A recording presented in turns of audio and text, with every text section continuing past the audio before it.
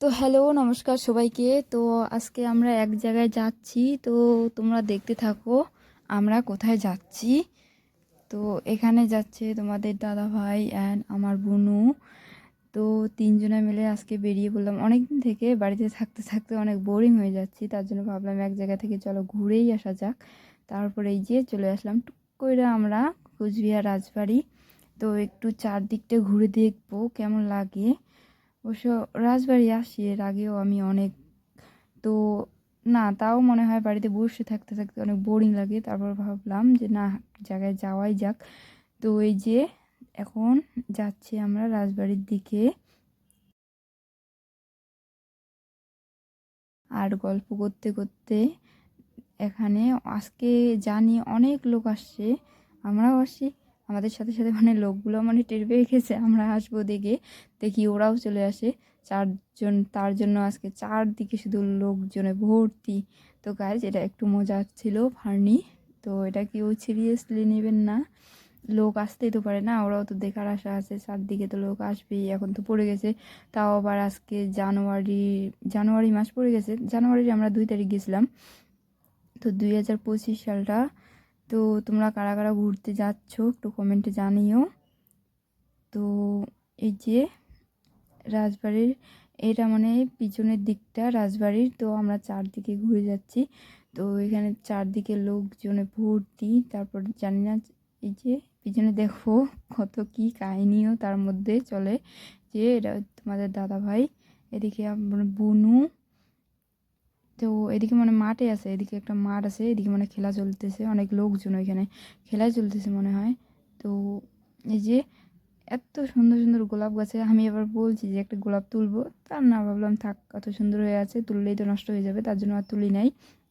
তারপর রাজবাড়ি আসলে তো দেখাই যায় কত টিকটকার, এই যে সাইডে ছিল টিকটকার।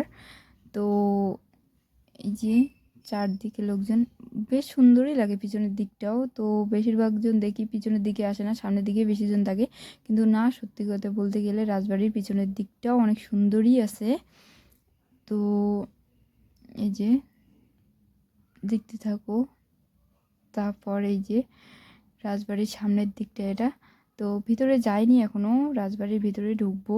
তো ঢুকার আগে এখানে যে বুনু, ওকে জিজ্ঞাসা করলাম যে তোমার রাজবাড়ি এসে কীরকম লাগছে।